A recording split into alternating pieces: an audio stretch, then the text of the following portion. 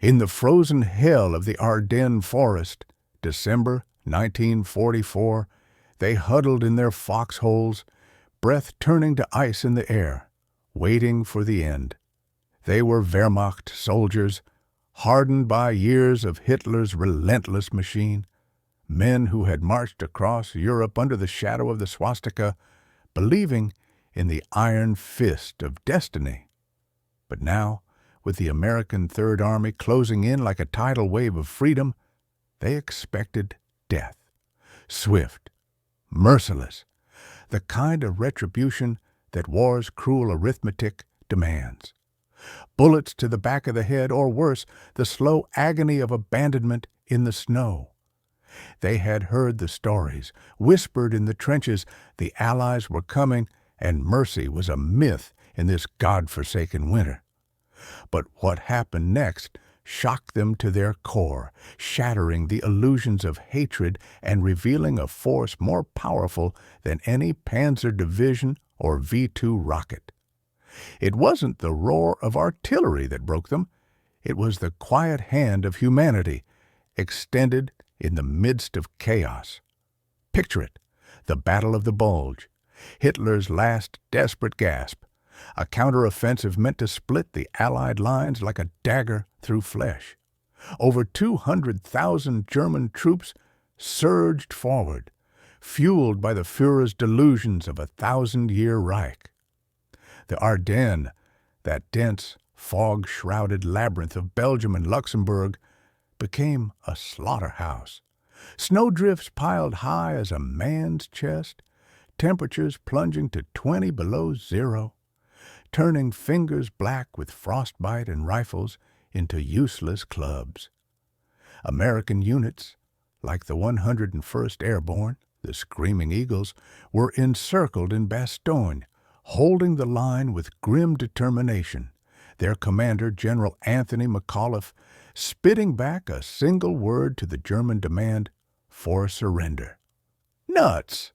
It was a war of attrition, where the earth itself seemed allied with the enemy, swallowing men whole in avalanches of white death. Supplies ran low, ammunition crates echoed empty. The Germans, too, were ragged phantoms, their once mighty panzer armies reduced to scavenging fuel from abandoned Allied vehicles, their boots worn to rags, their bellies hollow from rationed ersatz bread that tasted like sawdust mixed with despair. These were the days when the world teetered on the brink, when the fate of nations hung by the thread of individual resolve. Across the ocean, in the workshops of America, the spirit of innovation burned bright, echoing the legacies of men like Thomas Edison, who illuminated the darkness with his electric dreams, or Henry Ford, whose assembly lines churned out not just cars, but the very machinery of liberation. Jeeps, tanks, bombers rolling off belts like promises of tomorrow. Back home, Rosie the Riveter swung her hammer, building the arsenal of democracy, while in the fields of Europe, GIs from farms in Iowa and factories in Detroit fought not for conquest, but for a world where tyranny's shadow could finally lift. The Germans, indoctrinated by Goebbels' propaganda machine, saw these Americans as soft, decadent invaders, products of a jazz-age culture that valued Hollywood glamour over martial purity. How wrong they were! For in the heart of this maelstrom, amid the crack of sniper fire and the thunder of 88-millimeter guns, something extraordinary unfolded. It started with a white flag, tattered and hesitant, waving from a cluster of pines. A platoon of German infantrymen, their uniforms caked in mud and blood, emerged from the tree line, hands raised high. They were young, boys really, conscripted from the ruins of Berlin and Munich, their eyes wide with the terror of defeat. The American squad, led by Sergeant Harlan Hank Thompson from a small town in Pennsylvania, trained their Garands on them, fingers itching on triggers forged in the fires of Pearl Harbor's betrayal. The prisoners braced for the inevitable, a fusillade of lead, payback for Normandy's beaches stained red, for the horrors of Dachau that the world was only beginning to uncover. But Hank lowered his rifle, his voice cutting through the wind like a beacon. "Easy, boys." They're done fighting, and in that moment the reversal hit like a thunderclap. Not destruction, but deliverance. The Americans didn't march them to some distant camp with bayonets at their backs. No, they brought them into the fold, sharing what little they had in that biting cold. Picture the scene, a makeshift fire crackling under a canopy of evergreens, the scent of pine mingling with the acrid smoke of K-rations heating on bayonet tips. One GI, a kid from Brooklyn named Joey Rizzo, pulled a Hershey bar from his pocket.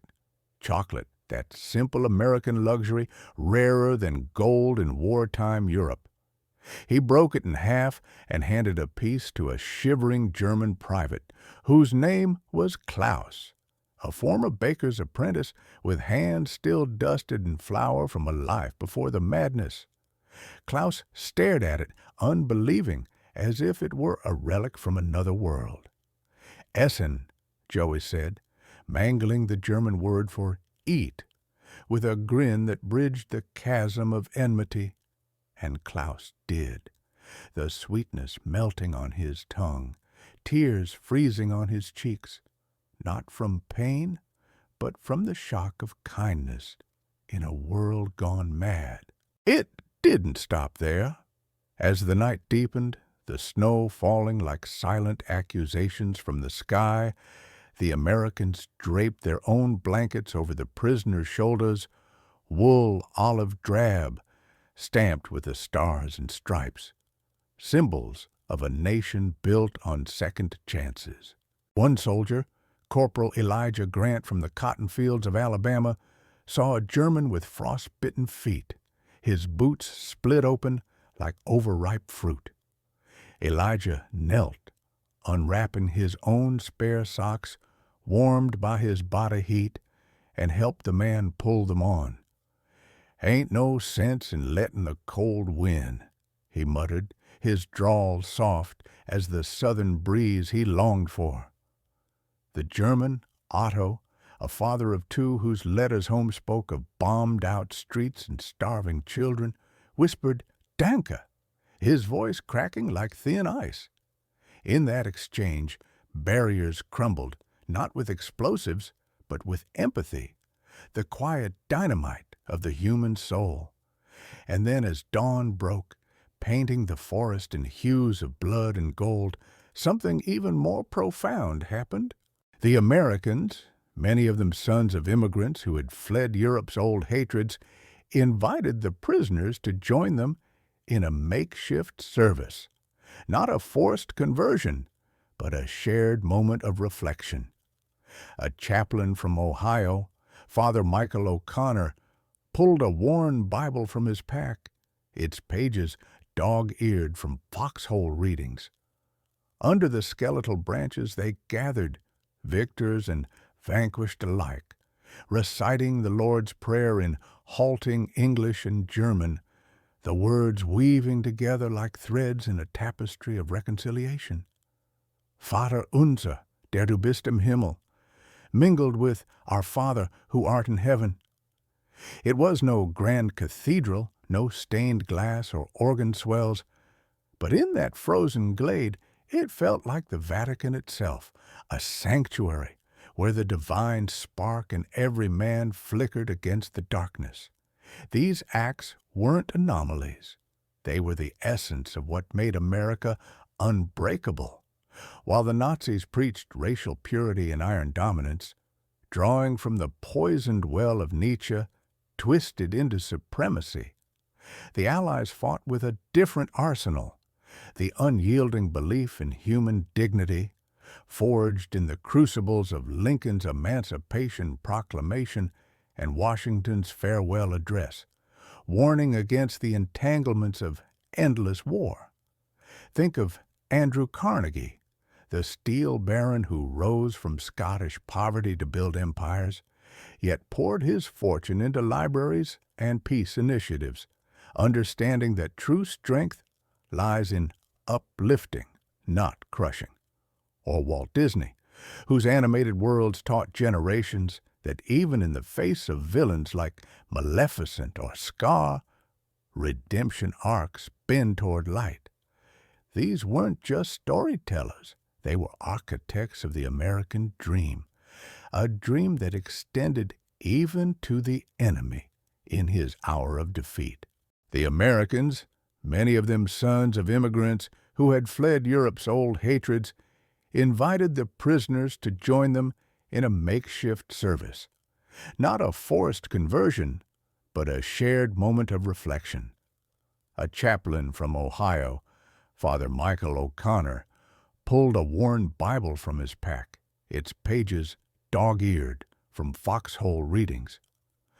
Under the skeletal branches they gathered, victors and vanquished alike, reciting the Lord's Prayer in halting English and German, the words weaving together like threads in a tapestry of reconciliation.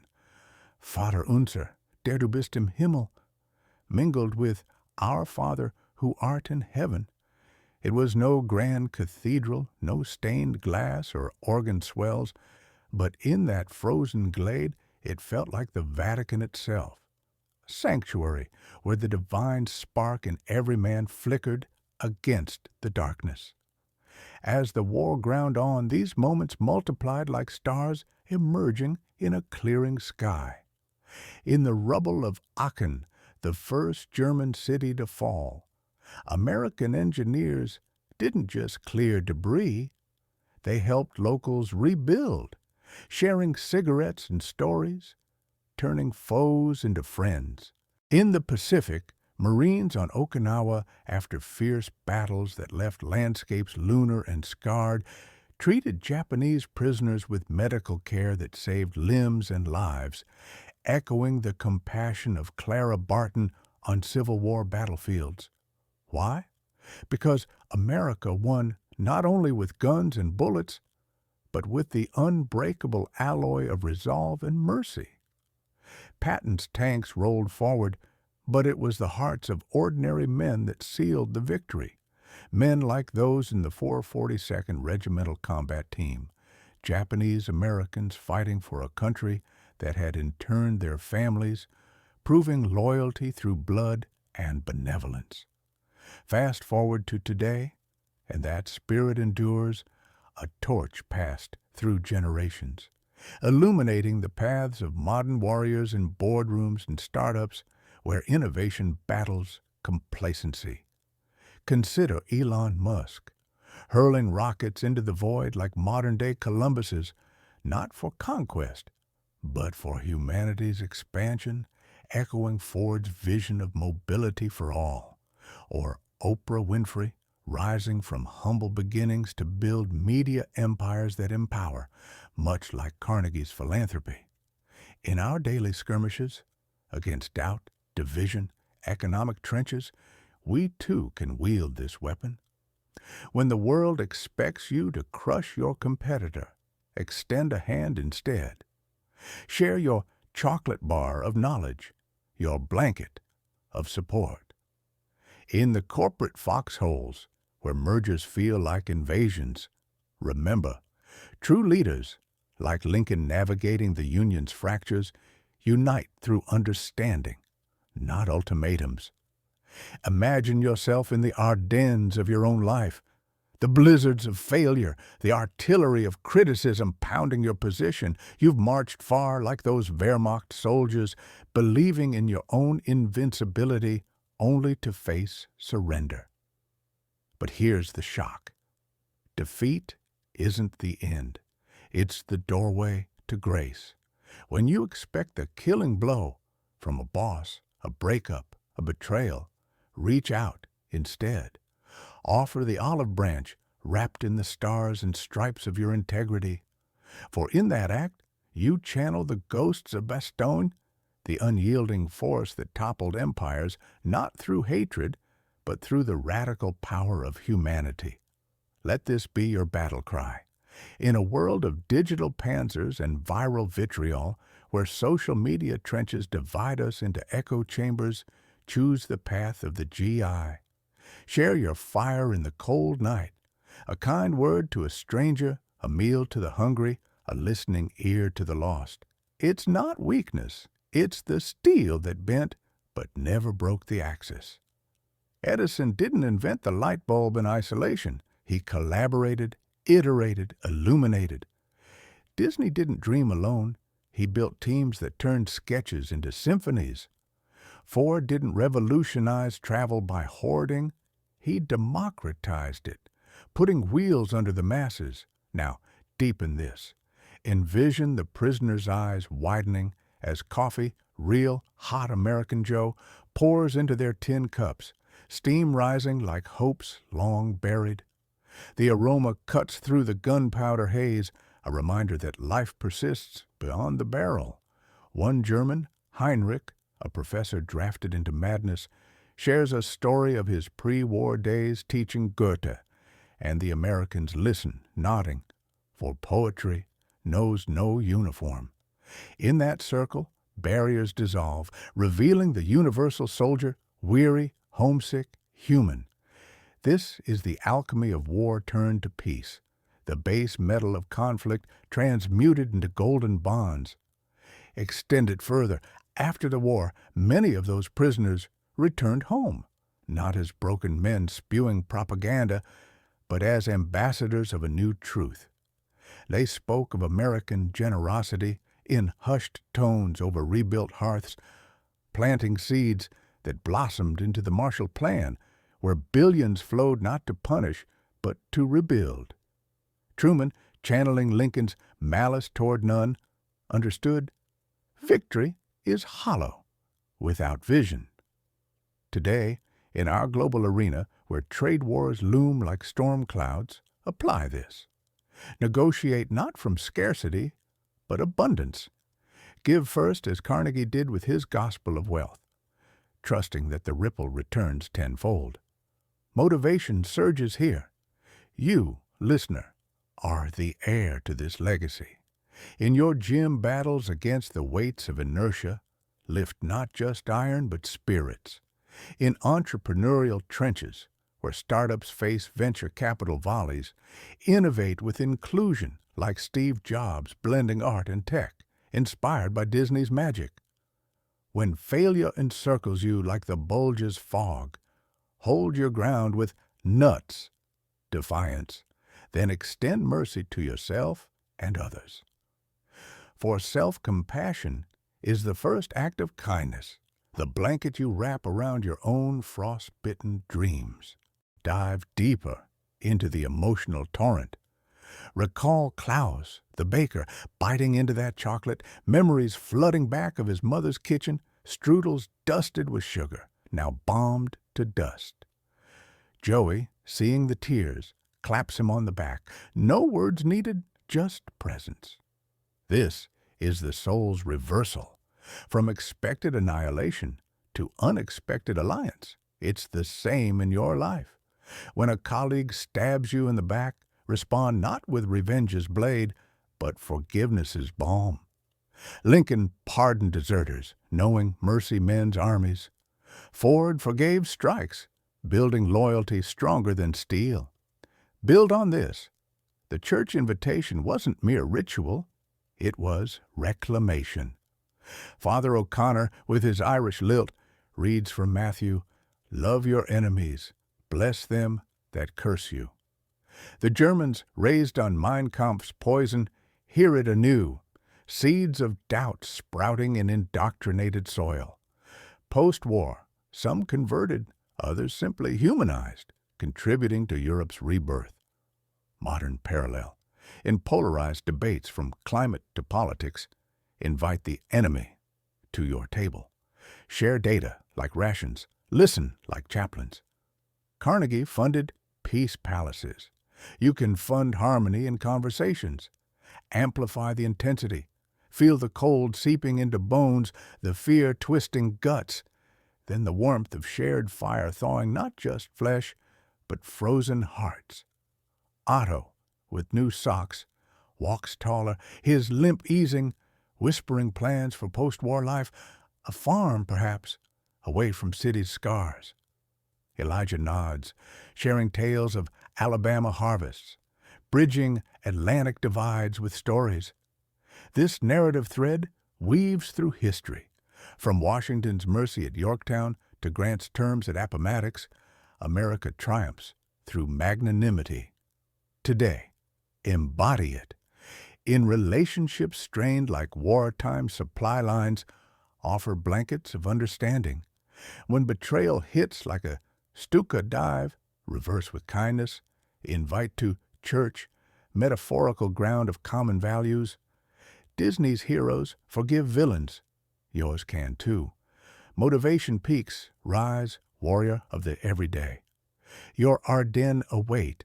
In traffic jams of frustration, blizzards of bills, expect death of dreams?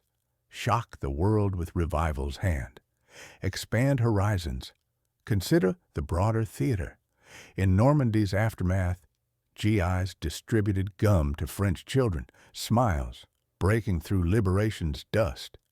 In Italy, medics treated Axis wounded alongside allies, echoing Hippocrates over Hitler. This humanity's echo resounds in Silicon Valley, where collaborators like Gates and Buffett pledge billions, Carnegie's spirit alive. Your call. Philanthropize small. Mentor a youth. Volunteer. Turn personal bulges into breakthroughs. Intensify metaphors. War as life's forge. Kindness, the hammer, shaping unbreakable alloys. Like Edison's 10,000 failures birthing light, your setbacks illuminate paths. Ford's Model T democratized roads, democratize empathy in your lane.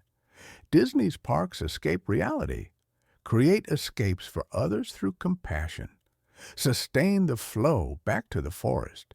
As patrols resume, prisoners march not as captives, but guests, bonds forming. Heinrich teaches a GI chess, minds clashing sans bloodshed. Post-capture, letters exchanged, wars end, birthing friendships. Modernize. In online wars, play chess with opponents, strategic dialogue over demolition. Emotional crescendo.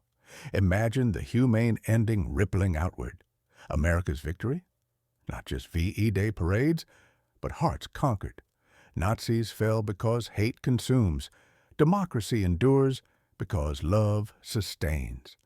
Lincoln's house divided stands united through glue of grace. Today, in divided times, be the unifier. Motivational surge, you hold the power. In career sieges, when promotion eludes, share knowledge, elevate others, rise together.